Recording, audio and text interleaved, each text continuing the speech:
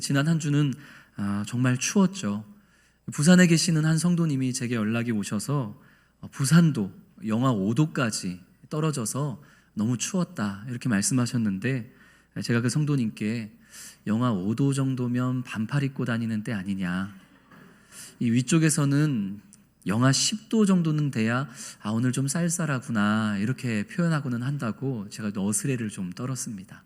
그만큼 정말 지난 한 주가 추웠고, 또 이번 주도 한파가 계속 되어질 것이라는 예보가 나오고 있는데, 우리 사랑하는 성도님들 감기 걸리시지 않도록 건강 유의하시고, 또 우리 육신의 건강만이 아니라 말씀과 기도로 우리의 영적인 건강도 잘 챙기시는 그런 우리 든든한 성도님들 되시기를 주님의 이름으로 축원합니다. 우리가 종종 사용하는 말 중에 넘어진 김에 쉬어간다 이런 말이 있죠.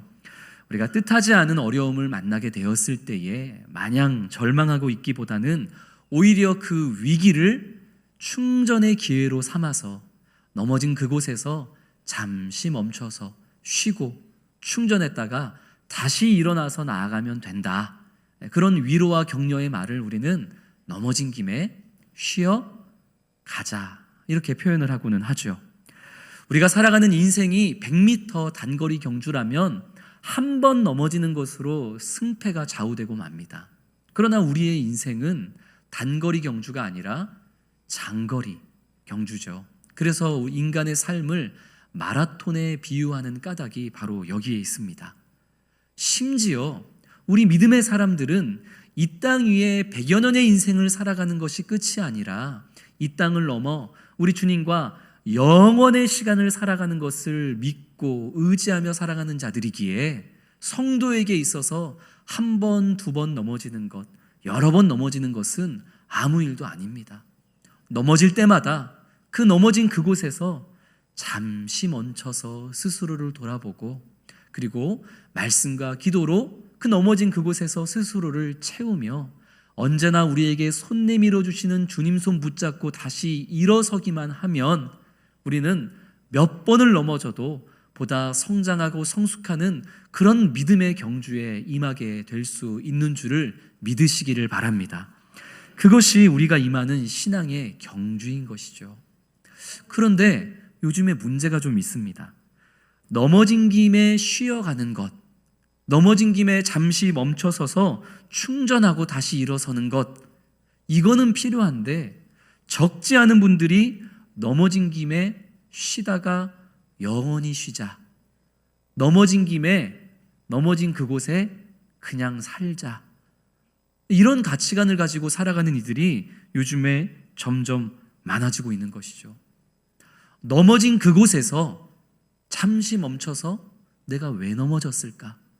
내가 넘어진 이유가 무엇일까? 그것을 좀 묵상해 보고, 그리고 다시 일어나서 나아갈 때에 똑같은 문제에 걸려서 넘어지지 않기 위해서 내가 무엇을 좀 훈련하고 변화되어져야만 할까? 넘어진 그곳에서 그것을 준비하고 일어나야 되는데, 에라 모르겠다, 그냥 넘어진 김에 쉬어가자가 아니라 넘어진 김에 그냥 이렇게 살자, 넘어진 김에 대충 살자, 이런 태만함으로 살아가는 이들이 오늘날 사회에서도, 그리고 교회 안의 신앙인에게서도 이런 영적 태만함의 모습들이 요즘 너무나 많이 나타나고 있는 것이 문제라면 문제입니다. 우리는 지난주까지 에스라서의 말씀을 나눴었죠. 1장부터 4장까지의 말씀을 나누면서 이 바벨론 포로 생활에서 이스라엘 고국으로 돌아온 백성들이 함께 모여서 예배도 회복하고, 그리고 무너진 성전을 다시 재건하려 하는 그런 모습까지도 살펴보았습니다. 그런데 이 사마리아인들의 공격과 방해로 인해서 성전 재건이 중단되고 마는 그런 안타까운 현실까지 우리가 지난주 말씀을 통해 살펴보았습니다. 성전 건축이 이 사마리아인들의 공격으로 인해서 중단됐는데 무려 몇 년 동안 중단되죠? 16년 동안이나 중단되고 맙니다. 물론 처음에는 사마리아 사람들의 공격 때문에 성전 건축을 더 이상 진행할 수가 없었습니다. 하지만 점점 시간이 지나면서 이스라엘 백성들은 이 성전 건축이 중단되어지고 그대로 방치되어 있는 것을 이제는 당연하고 아무렇지 않게 받아들이기 시작했습니다. 이제는 더 이상 대적들의 방해 때문에 성전 건축이 진행되지 않는 것이 아니라 넘어진 김에 그냥 대충 살자. 어차피 성전 건축이 중단된 김에 그냥 저렇게 놔두고 그냥 대충 살자.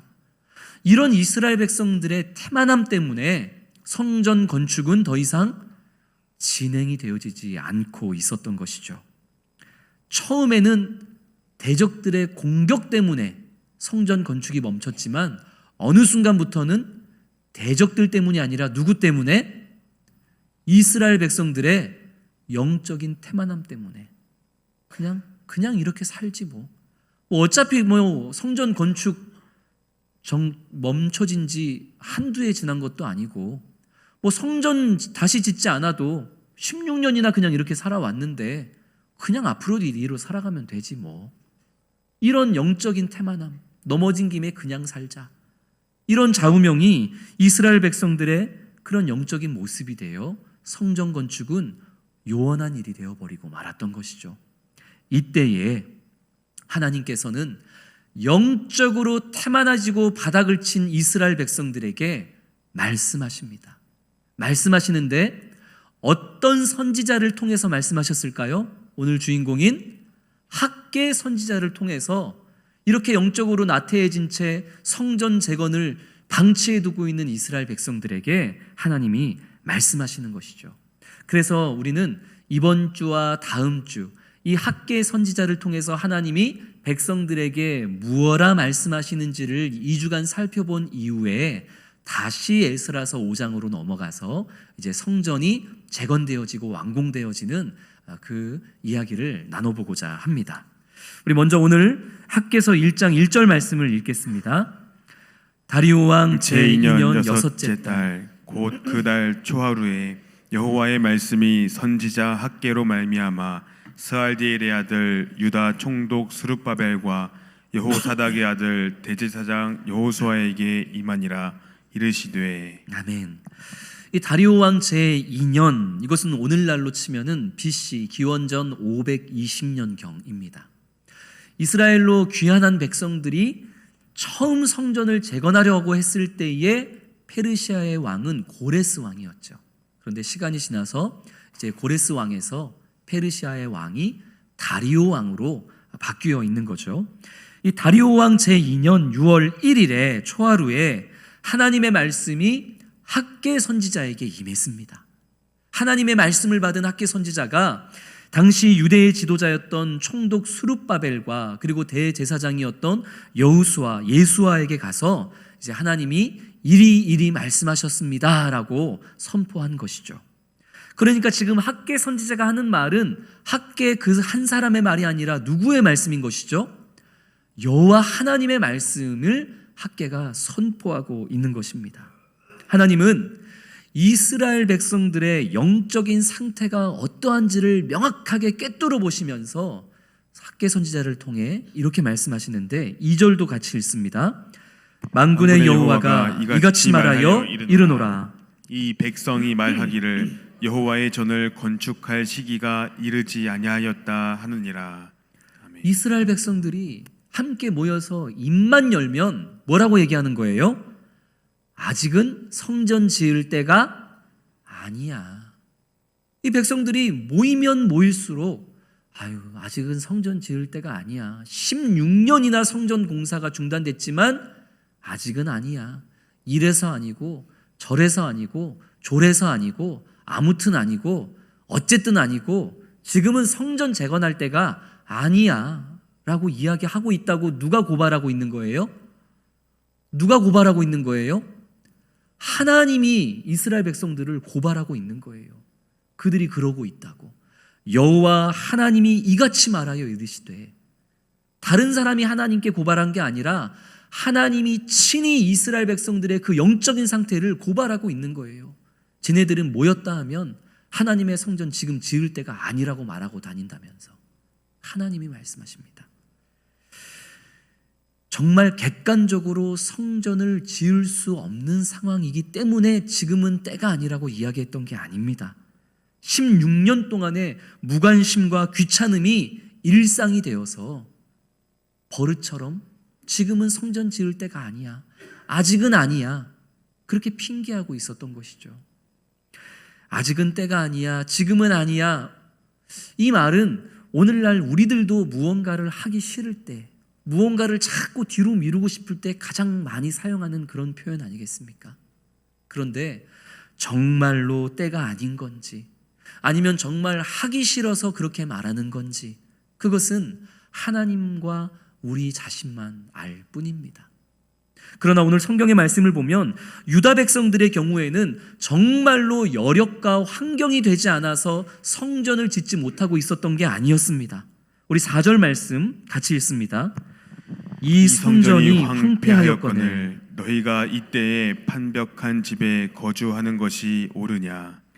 이 4절 말씀을 쉬운 성경과 새번역 성경은 이렇게 번역을 하는데, 먼저 쉬운 성경 번역으로 4절을 한번 화면 보며 읽겠습니다. 성전이 아직도 폐허로 남아있는데 너희가 그렇게 멋진 집에서 사는 것이 옳으냐? 이렇게 하나님이 물으시는 거죠. 새번역 성경은 어떻게 번역할까요? 성전이 이렇게 무너져 있는데 지금이 너희만 잘 꾸민 집에 살고 있을 때란 말이냐? 누가 하시는 말씀입니까? 하나님이 이스라엘을 향해 학개 선지자를 통해서 하시는 말씀인 것이죠. 이 말씀 그대로 당시 유대인들은 자신들의 집, 자신들이 거주하는 곳에는 지극 정성을 쏟았습니다. 크고 웅장하고 아름답고 멋지게 건물을 지을 수 있을 만한 환경이 됐고 상황이 됐고 여유가 있었고 물질이 있었고 열심이 있었다는 것이죠. 다만 그 모든 여력과 상황을 하나님의 성전에는 바치지 않고 오직 어디에만 바쳤다는 거예요? 자기 집을 꾸미고 자기 가정만 배불리 하는 일에만, 거기에 모든 것들을 갖다 바치고 있었던 것이 당시 유대인들의 모습이었습니다. 그래서 하나님이 얼마나 그 모습을 보며 퍽퍽하셨는지 학개 선지자를 통해 친히 말씀하시는 것이죠. 그게 맞냐? 지금 내 성전은 16년이라는 시간 동안 저렇게 폐허가 되어서 방치되어 있는데 너희들은 맨날 그 폐허가 된 성전 앞을 지나다니면서 그 성전을 보면서도 아무런 감흥도 느끼지 못하고 열심히 크고 멋지고 아름답게 너희 집만, 너희 가정만, 너희 재산만, 너희 자녀만, 너희의 평안만 집중하고 거기에 모든 수고와 정신을 다 올인하는 것이 그게 맞냐? 그게 옳으냐? 그게 정말 믿음의 삶이냐? 하고 예수님, 하나님께서 친히 말씀하시는 것입니다. 그래서 하나님이 이들이 정신을 좀 차릴 수 있도록 한 가지 대안을 마련하셨는데 6절 말씀 같이 읽겠습니다. 너희가 많이 뿌릴지라도 수확이 적으며 먹을지라도 배부르지 못하며 마실지라도 흡족하지 못하며 입어도 따뜻하지 못하며 일꾼이 삭슬 받아도 그것을 구멍 뚫어진 전대에 넣음이 되느니라. 아멘. 자기 집과 가정과 자신의 그 욕망과 배부름만을 위해서 모든 것을 다 집중했던 이 백성들에게 하나님은 아무리 많은 씨앗을 뿌려서 더 많은 것이 거두어지지 않게 하셨습니다. 아무리 많이 먹어도 배부르지 않게 하셨고, 아무리 많이 마셔도 그 갈급함이 해결되지 않게 하셨고, 그리고 옷을 껴입어도 따뜻하지 않게 하셨고, 열심히 일해서 봉급을 모아도 구멍이 뻥 뚫려서 그 모은 것들이 다 소비가 되게 만드셨습니다. 그러면은 이스라엘 백성들이 왜 그럴까? 왜 이렇게 나 자신을 위해서 수고하고 애를 쓰고 열심히 살아도 왜 이렇게 채워지지 않을까? 왜 이렇게 갈급함만 넘쳐날까? 내가 혹시 하나님 앞에서 무언가 잘못하고 있는 게 아닐까? 여기까지 한번 생각을 해야 되는데도 불구하고 이스라엘 백성들은 여전히 그 이유를 깨닫지를 못했습니다. 그래서 하나님이 구절을 통해서 너희들이 왜 그렇게 너희 스스로를 위해서 열심히 사는데도 불구하고 그렇게 구멍이 뻥 뚫린 것과 같은 삶을 살고 있는지에 대한 분명한 이유를 말씀하십니다. 9절 말씀 같이 읽겠습니다.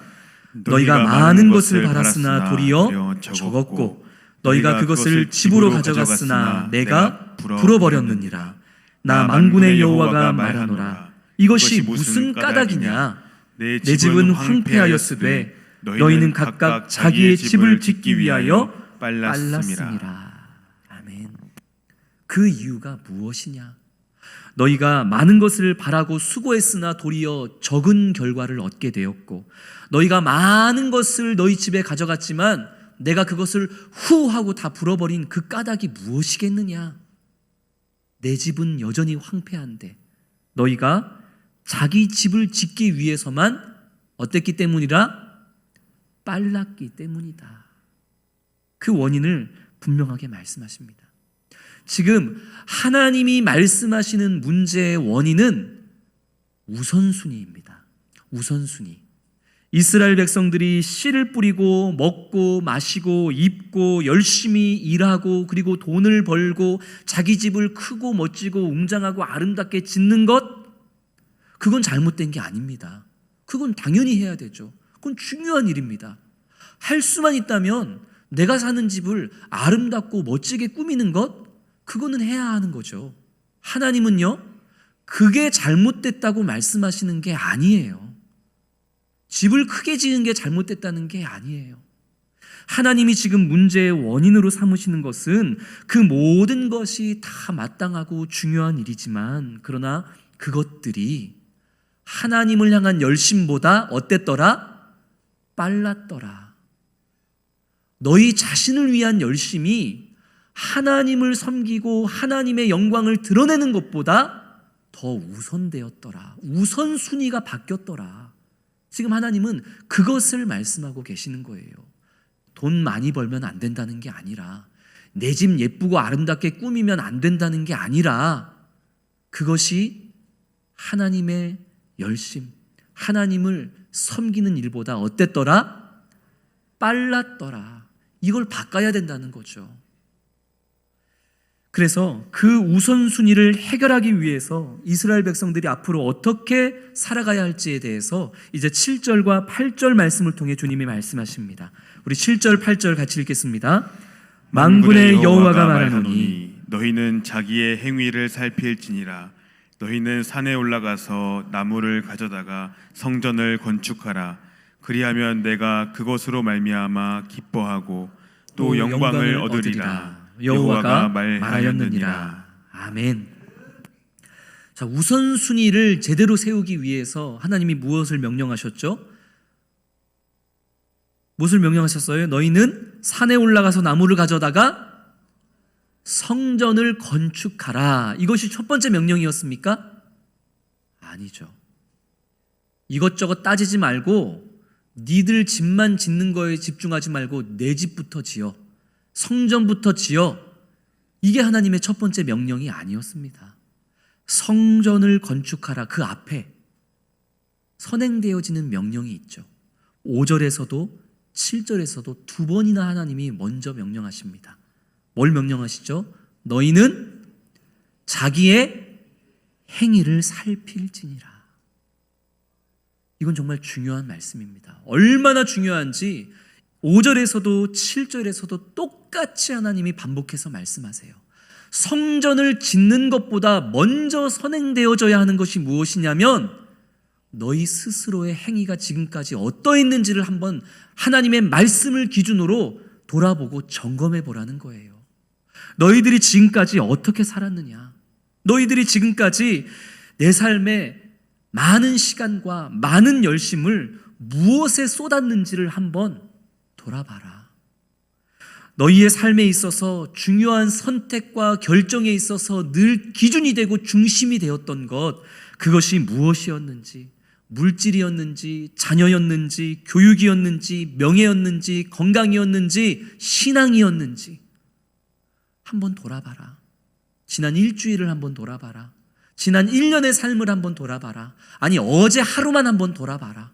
니들이 어떻게 살았는지의 행위를 한번 잘 점검해 봐라.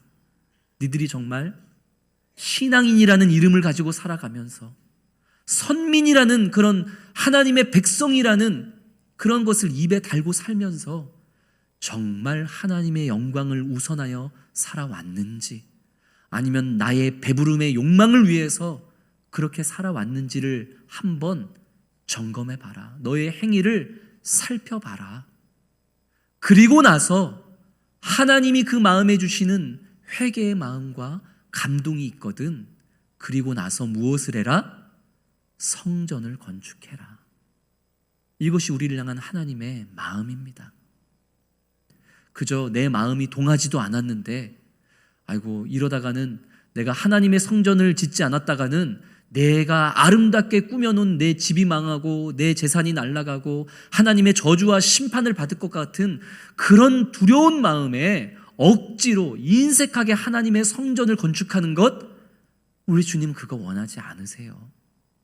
우리 주님은 우리가 스스로의 행위를 돌아봄으로 말미암아 우리가 지금까지 어떻게 살아왔는지를 철저히 주님 앞에서 회개하고 하나님이 주시는 마음에 감동이 있을 때에 그 감동을 가지고 기쁨으로 성전을 건축하는 것, 마음으로부터 바른 우선순위의 삶을 다시 세워가는 것, 그것이 삶의 실천으로 이어지는 것, 우리 주님은 그것을 우리에게 원하시는 것을 꼭 기억하는 우리 성도님들이 되시기를 소망합니다. 니들 집만 짓지 말고 내 성전을 좀 지어라가 먼저입니까? 아니요. 절대 그리 생각하시면 안 됩니다. 무엇이 선행되어져야 한다고요? 너희의 행위를 살필지니라. 하나님의 말씀 앞에 정말 하나님의 말씀을 거울로 삼아서 우리 스스로를 마주 보는 거예요. 정말 내가 하나님의 영광을 위해서 살았는지, 아니면 하나님이 나의 영광을 위해서 일하시는 알라딘의 램프와 같은 그런 존재로 내가 하나님을 지금 사용하고 있었는지, 말씀을 기준으로 돌아보라는 거예요. 중요한 것은 우리의 마음으로부터 기인한 삶의 실천, 그 우선순위의 조율, 이것을 하나님이 우리에게 원하시고 계십니다. 솔로몬이 처음에 성전을 지었을 때 솔로몬은 당시에 최고급 목재였던 이 레바논의 백향목을 가져다가, 그리고 귀하고 아름다운 그런 돌들을 떠다가 하나님의 성전을 지었습니다. 정말 최고급 자재를 가지고서 이 첫 번째 성전을 크고 아름답고 멋지게 지었죠. 지금 하나님이 이 이스라엘 백성들에게 그것을 요구하고 계실까요? 너희도 솔로몬이 그랬던 것처럼 최고급 목재와 최고급 자재를 가지고 내 성전을 지어라. 니들 집보다 훨씬 뛰어나고 아름답게 성전을 지어라. 하나님이 지금 그렇게 명령하십니까? 다시 한번 7절 8절을 보니 너희는 어떻게 하라고요? 산에 올라가서 무엇을 가져다가? 나무를 가져다가 성전을 지어라 말씀하실 뿐입니다.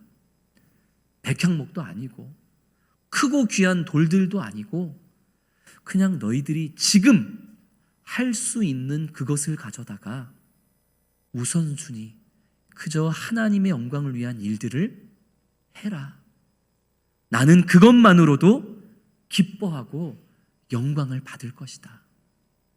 지금 너희들의 처한 상황이 귀한 자재를 가지고 또 귀한 것으로 하나님께 드리지 못하는 상황이라 할지라도 100원이 되었든 10원이 되었든 너희 마음에 하나님의 영광을 우선시하는 그 열정만 있다면 나는 그것으로, 백향목이 아니라 그냥 뒷산의 나무 하나라도 나는 그것으로 기뻐하고 영광을 받을 것이다. 그러니 자꾸 핑계하지 말아라. 지금은 때가 아니라고 핑계만 하지 말아라. 무엇이라도 괜찮으니 나를 위해서 너희의 마음과 열심을 내어주면 안 되겠니? 주님은 지금 그것을 우리에게 원하고 계시는 것입니다. 사랑하는 성도 여러분, 우리가 최고의 것을 하나님께 드리겠다는 마음은 정말 귀한 마음입니다. 그러나 때로는 최고의 것을 주님께 드리겠다는 그것이 핑계가 될 때가 있습니다. 최고의 것을 주님께 드려야 되는데 그러기에는 아직 내가 부족해. 그러기에는 시간이 필요해. 그러기에는 내 사업이 좀 더 번창해야 돼. 최고의 것을 드리기에는 우리 가정이 조금 더 평안해져야 돼. 이것이 핑계가 되어서 오늘 이스라엘 백성들이 입버릇처럼 그랬던 것처럼 아직은 아니야. 아직은 드릴 때가 아니야. 아직은 나아갈 때가 아니야. 아직은 회복할 때가 아니야. 그렇게 핑계하며 살아가고 있지는 않습니까? 주님은 최고급이 아니더라도 우리의 마음만 있다면 작은 것 하나라도 주님의 영광과 그 나라를 위해서 내어드리는 것, 그것이 무엇이라도 내가 할 수 있는 그것으로 주님의 기쁨을 위해 살아가는 것, 우리 주님은 그것을 원하고 계심을 꼭 기억하며 더 이상 핑계하지 않고 언제나 주님의 영광을 우선순위에 두고 주님의 기쁨을 위해 살아가는 성도님들이 되기를 소망합니다. 학계 선지자를 통해서 이렇게 하나님의 말씀을 받게 되었던 유다의 지도자들과 백성들의 마음에 하나님의 주시는 감동이 가득히 차오르기 시작했습니다. 우리 14절, 15절, 14, 15절 말씀 같이 읽겠습니다. 여호와께서 스알디엘의 아들 유다 총독 스룹바벨의 마음과 여호사닥의 아들 대제장 여호수아의 마음과 남은 모든 백성의 마음을 감동시키심에 그들이 와서 만군의 여호와 그들의 하나님의 전 공사를 하였으니 그때는 다리오 왕 제2년 여섯째 달 24일이었더라. 아멘. 지금 14절에 어떤 단어가 계속 반복이 되어지고 있죠? 어떤 단어가 계속 반복이 돼요? 마음. 3번이나 나오잖아요. 스룹바벨의 마음과 예수와 여호수아의 마음과 학계 선지자에게 하나님의 말씀을 전해 들었던 온 백성들의 마음이 감동을 받았더라. 그러니까 하나님이 요구하셨던 대로 백성들의 마음이 먼저 변화가 되었다는 거예요. 마음에는 변하지 않고 그냥 하나님이 하라고 하니까 저주받고 심판받을까 봐 성전 건축을 했던 게 아니라 정말 학계 선지자의 말씀 그대로 말씀을 거울 삼아서 지난날의 자신들의 행위를 살펴보았더니 내가 얼마나 하나님 앞에 부끄럽고 죄스럽게 살았는지가 반성이 되어지고 회개하게 되어지고 이제는 내가 나의 배부름만을 위해서가 아니라 하나님의 영광을 우선순위에 두며 살아가겠다는 그런 마음의 감동이 온 백성들 안에 채워지기 시작했던 것이죠. 하나 스스로를 돌아보고 그리고 하나님이 주시는 마음의 감동이 백성들 안에 차오르기 시작하니까 16년 동안이나 멈춰 있었던 성전 공사가 즉시 재건되는 거예요. 즉시 시작되는 거예요. 16년 동안이나 안 돼, 지금은 안 돼, 저래서 안 돼, 온갖 핑계를 대던 백성들이 하나님 말씀 앞에 스스로를 돌아보고 하나님의 감동이 차오르기 시작하니까 즉시 공사가 시작이 되는 모습을 오늘 우리는 이 학개서를 통해서 분명하게 확인하고 있는 것이죠. 그때가 다시 성전 재건이 시작했던 때가 다리오 왕 제2년 여섯째 달 24일이었더라. 1절로 돌아가서 보시면은 하나님의 말씀이 학계 선지자에게 임하였던 때가 언제였어요? 다리오 왕 제2년 6월 초하루 6월 1일 6월 1일에 하나님의 말씀이 학계 선지자에게 선포가 된 거예요.